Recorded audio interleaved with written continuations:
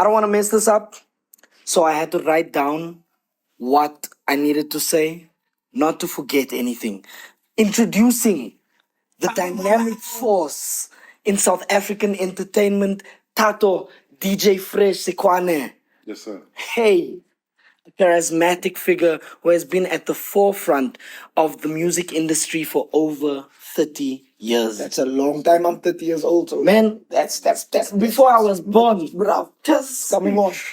his influence extends beyond music with successful business ventures like Big Dog Productions and the creation of the mega brand property FU with sir. DJ Euphonic. Yes, sir. Hey, DJ Fresh is a sought after TV personality, social media sensation, international club DJ, performer, and radio host, having his debut on South African Airways in 1997 on YFM. Yes, sir. Okay. He's released numerous classic albums, including the popular Fresh House Flavor and numerous volumes of The Definition of House, influenced and launched careers of several prominent South African DJs like Cleo, Spoeg, Monde, And many more. there's others that we can name. You for it. There we go. Yeah. Currently, you're hosting your weekly podcast, WAW. What a Week with DJ Fresh, available worldwide on all streaming platforms and YouTube. So, DJ Fresh, We know you're an OG. You've been in us for a long time, but Triple OG. say that One, again. two, Triple OG. OG. So- Don't get it twisted. Not at all. We never will. We cannot. So we know you're a triple OG, but sir. what we want for you is to take us back, way back into time, where it all began. Geez, where do you want to start? Because this thing started, like, there's at least 20 start points. The first one you can remember. First one I can remember was probably grade 3, because I used to collect music. Yo. From as early as grade 3, I was already collecting music. My dad would go buy music. I would go with him to buy my own music. And I think one of the first records I ever bought was Michael Jackson, Off the Wall. The war. I was 7 years old. And I remember recording it from the vinyl to the cassette so I could play it on my little tape recorder. You know what I mean? Yeah. And I remember in grade 3, so what would happen end of the term would be allowed, I think on the last 2 days of term, there wasn't a lot of work. So we'd be drawing or whatever we're doing Grade 3. in class. And I remember saying to Mrs. Jones, my grade 3 teacher, may I bring my music to play for the class while we're doing drawing and creative writing or whatever else. I'd like to think that was my first DJ gig. Wow. Yeah, because I sat on the little carpet, on the little tape recorder, playing music for the class as we were doing drawing and stuff. So yeah, man. That's where it started. That's where grade it 3. started. I know. Grade 3. What year was it? Geez, grade 3 was probably 1980, 81. 1981. Yeah, you guys weren't even around We yet. weren't even around. We weren't even I'm in the 94. palms of our The dads. old dad's balls were not itching yet. And this was not supposed to be the next question, but just now that you mentioned it, like Yeah. talking about recording it from one thing to the other, the technology has changed so much. And what do you think about? Do you think things are better now that it's easier to make music and record music, or do you think it still has its own benefit? I think, likewise, even with radio, because things are easier, guys are becoming lazier. So there's less creativity. You know, in an environment where things are not easy, you're forced to be creative. Yeah. You're forced to think out the box. You're forced to think about how do I become unique so I stand out more than the other guys. Yeah.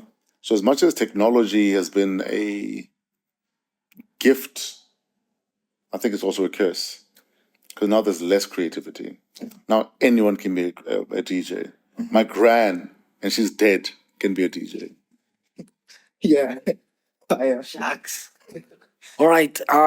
So I want to know, is this your first time in China?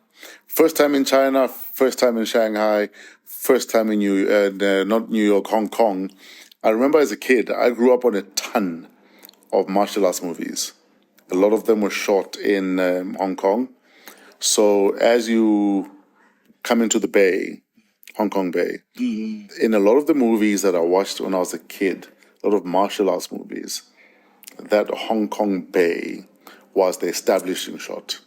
So flying into Hong Kong for me was what the motherfucking, like, I was watching this shit as a kid. Yeah. Now I'm flying into Hong Kong. Oh yeah. You know what I mean? Yeah. So for You're me, my father. exactly. Now I kill you. So for me, because I grew up on a steady diet of kung fu movies, Yeah. just flying into Hong Kong was special. Nice. Yeah. So how's China been for you? China's been cool. Yeah, China's been cool. I mean, I haven't been here long enough to say whether it's been good or bad, but it's been chilled. I mean, I've been at the hotel. I took a 10-kilometer walk. I walk every morning. Yeah. One of the reasons I don't look my age is because I walk every morning. I do 5 to 10 Ks every single morning without fail. Listen, everybody. I can't take even a tell walk. your age. Take a walk. Just take a walk. You know, if you take just a simple walk, relax your mind, just take a load off. So yeah, I took a 10-kilometer walk and I got to see Shanghai on foot. Nice. And it was amazing. So it's been amazing. The gig was incredible. Met a lot of former kids that were either sneaking into clubs when I was DJing in SA, or at Matric Rage when I was DJing in SA, and then now they're flipping adults in China. Nice. Because I was just about to ask you, how do you feel about the reception you got here tonight? And you gave me a little bit about that just now in your previous answer. But if you could just give me a little bit more about your experience at this gig tonight. Yeah, you know, the reception was amazing. Yeah. Like I'm saying, I mean, you're meeting people that are homesick, you're meeting people that have been here for a while. But one thing I've got to big up every African that is in China is that they tell me the same story. The first couple of years were tough, but now I'm here. And I think it speaks to the resilience of your average African, that we can go through shit, but we'll go through it and get to the other end. 100%. So shout out to every African in China that is trying to make a living, that is trying to hustle, that is trying to survive, that is trying to send money back home. Because it's not easy. It can't be easy. Like, it can't be easy being in a foreign land where everyone just speaks Jackie Chan. Yeah. You know what I mean? Yeah. So shout out to everyone that's making a living in China, man. Nice. Yeah. Thank you for that, man. All right, so I want to take it a little bit off this topic and talk about what's been happening in the South African airwaves. We've heard about Tyler. Tyler, she's won a Grammy. Water did exceptionally well, and she's come back from the States. Today, that was today she had Yeah. at the airport, yeah. Huge homecoming at R Tambo. What are your thoughts on the music and the performer, the artist? You know what? I think she's done well, man. I think she's got an incredible team behind her. She's got a ton of a team behind her. I mean, just looking at Water, if you look at the song credits, easily has about 15 people. Wow. That's a lot of people to split one check. Are those just like writers and composers, or Writers, composers, everyone. But you know what they say? I always heard one time, I think I was listening to Jay-Z, who was like, Yeah. rather have 30% of something than 100% of nothing. No, rather have like whatever. It's even if 5% of a ton Yeah. is better than 0% of nothing. Nothing. Yeah. You know what I mean? But I love the fact that she's got a massive team behind her. I love the fact that there's a plan. I love the fact that, I mean, her album is incredible. I mean, the fact that even Beyonce sent her a note just to say, I'm loving the album. Yeah. I mean, it's if that doesn't tell a story, nothing does. And I think her story is incredible. I think she's a cool kid, man. Yeah. And I love the fact that despite the fact that she's big overseas, you can still tell that she's a South African chick. Always. yeah, You know what I mean? Yeah. The fact that she hasn't been swallowed by the hype.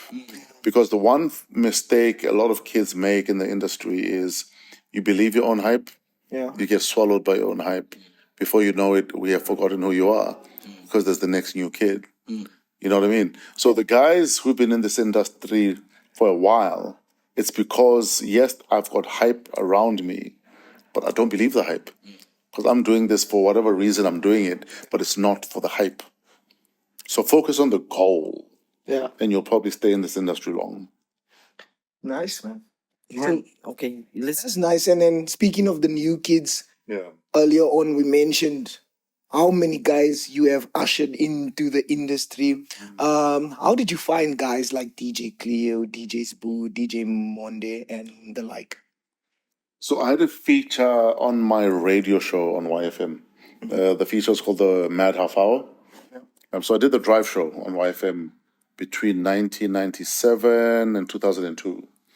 And the first 30 minutes of my show was a DJ mix feature. With DJs who would come in, they do a mix, we do an interview, it turned into a DJ competition. And it's through that feature that guys like Cleo, Monde, Spoeg came through the ranks through there. And you know, when the kids you meet in the industry, and you know that this one is special, Yeah. he just needs a bit of a push. So I've always been that guy that's been that bit of a push for a lot of guys in the industry. And that's how it happened. So whether it's a Kent, a Euphonic, a Dino Bravo, a Spoeg, it's literally over 1,000 DJs that I've mentored or helped along in their careers. So yes. Mad respect. Yes, sir. Mad respect. I've got a question. I don't know how to ask this one. This one is like, we got these guys, Cleo, Spoeg, Monde, I think Fingers. DJ Fingers. Fingers. I want to talk about Spoeg. Yeah. Did you always know that Mzege Zege was Spoeg? I don't know what you're talking about. Well, I told you that's the topic. I was just like, Nobody will. no one's gonna tell us. No one's gonna tell us. I've never seen the two of them together. Oh, that makes sense, right? So I can't say the one is the other or the not or not. Yo. What I can tell you though is when I was on YFM on the breakfast show, fresh breakfast show, I interviewed Mzege Zege. In fact, I interviewed Spoeg. Mzege Zege called in. Yeah. Yo, that's So that's And he called in to say, I'm sick and tired of this mess and people accusing me of being that. Nah, so. yo. So I can't say I've seen the one or the other or not in the same room. the That's a mind trip, bro. That's a mind trip. That's a mind trip for me right now. like still, it's always a theory, but some Yeah. people have just decided that the theory is a fact for themselves. I drink but more it's not. fire. When I go home, I drink more fire. Drink more fire. Do you drink more fire, DJ Fresh? Generally, I don't drink energy drinks, but I support more fire though. So we had a Robot Boy on my podcast this past week, and because he has a more fire range, we had more fire on our podcast. So, So that the podcast name is What a Week, and I know you had CEO on this Friday, the one that just dropped. Shout out to CEO. She's from Innerdale. That's my hometown. oh shit, he's from Annandale. I'm from Innerdale. From energy. Get the hell out of here. I'm from the Dale. But yeah, Annandale is easily my favorite colored township in the fucking world. Fresh said it. How can you argue? You cannot. You cannot. Dude, some of my favorite, most memorable gigs were Dominic's Paradise in Annandale. Just you know what's the nickname for it? Yeah. Totis. I know. Totis. I know. In extension 3, bruv. Dude, we threw a Christmas party, Christmas Day, about 14, 15 years ago Yeah. in fucking Totis. Yo. Totis, bruv. And I've never forgotten that Christmas party. Bruv, that was probably the first club I went to as Yeah, like a 15-year-old kid. Sneaking in just like the Kijus club. Sneaking in, my first memory of throwing up on alcohol. Yes, sir. Going home Yeah, and mom's yeah. like, what is going on with you, my son? yeah. But yeah, Totis. And yeah. I can't relate. My mom didn't let me out. But yeah, do you have anything else you want? I think I really want to know. Okay, the industry is changing in terms of the sonic, the sounds. We got a lot of amapiano, and it's really taking over the way even we see production as artists. But we really want to know what is next for Fresh. What's next for DJ Fresh in terms of any production, any compilations that you are looking forward to doing business-wise? What's your thought on moving forward? Geez, that's a fat question. It's a fat one. Yeah, there's a lot I'm working on. I mean, I've been one studio literally every day. One studio every day, making music. There's also music that we're doing so Dombo Shaba is a collaboration between myself and Shauna SA. So we're working on stuff for that. We're working on my stuff. We're working on Shauna SA stuff. I'm busy with my podcast. I'm busy with a TV show. In fact, I'm busy with 2 TV shows. So there's a lot that's happening, man. But one thing I've learned though is don't wait for people to give you work. Create the work and give it to yourself. Yes. Yeah. A lot of people don't move because they're waiting for someone. And you want to wait. Dude, we've been waiting for Jesus for 2,000 years. It's the Easter weekend. We're still waiting, Brajay. Still waiting. You know what I mean? But we're patient. We're patient. We don't even know. But the point I'm making is don't wait for someone to give you a break if you can create the break for yourself. Yeah. A lot of kids need to wake up. Wake up. No one's going to help you. You need to help yourself. Wake up. Thank you for that, DJ Fresh. We completely appreciate that. Like what you guys are doing right now. You're waking up and doing shit for yourselves. You could have waited for someone else to do this for you or to give you a shot or to put you on. But you decided, fuck it, we're going to put ourselves on. And the sooner we start putting ourselves on, the sooner there can be movement in our dreams, in our goals, and in whatever it is that we want to do. So yeah. 100%. That's all the questions I think we have for tonight. But we have one game. It's like story time where we mention a word or name of anything or whatever. Okay. And you tell us any story that is associated with that word. Dan, do you have a word? Give us one. That's not a word. Now that's the word. Let's run with that. What? I don't know if this word, don't like have to be the word always. the first word that came to my mind, I was like, don't ask it, don't say it. So I'm gonna change it. Maybe I shouldn't. Westbury. Westbury. So when I started college at Boston City campus, so I did 2 years of law school in Botswana at the University of Botswana. And you stopped that to do media. I dropped out. In fact, I failed out because I was miserable. And I remember seeing an advert in the city press for Boston Media House. So they were offering a diploma with RAU, Rand Afrikaans University. That was before Which is now used. Yeah. So my qualification is actually a RAU qualification. Exactly. Anyway, so in that advert, there's some dudes playing basketball in the advert.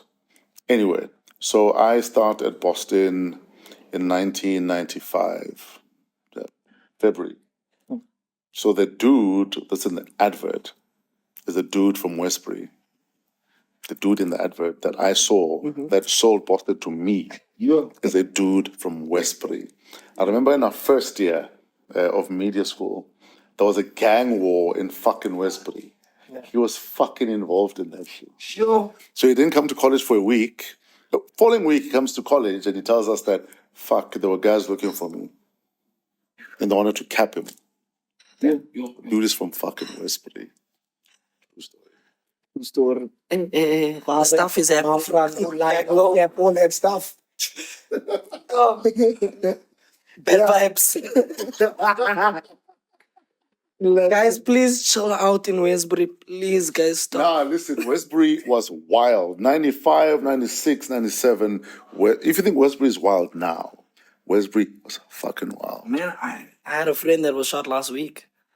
So it's different. And this is a gun, not a camera. No, Not a camera. not a camera. It was like something, I don't know if it was political or anything. But we know it was Ganical. It was ganical. It was gang involved, but he was not at the time part of a gang. So it was a whole different story. Is he good though? He's dead. Oh wow. Sorry, no, laughing. He's a friend. He's dead. It's a bad thing, but What's his name? Ashwin Magaba. Shout Rest in out, peace. R.I.P. Magaba. Ashwin Magaba. Sorry, ash. Man. Ashes to ashes, dust to dust, ash. So the word plays on heavy, bro. The word plays on. Fresh is probably a rapper in his private. Did you ever rap? Sorry, Ash, it's a rap. That's a rap. Let's take it from there. Thank you so much, DJ Fresh. This is This is Spoeg Main Night. with Linty Leonardo and Seriously, Daniel, And we are only the finest. And today we have the one and only legendary DJ Fresh SA. DJ Fresh SA live at La Berg, Shanghai, China, 30 March, 6 years of jump off, sharp and away. It's a wrap. Hey, It's a wrap. Chef, thank you so much. this was amazing. Thanks, fellas. Thank you. That was fun.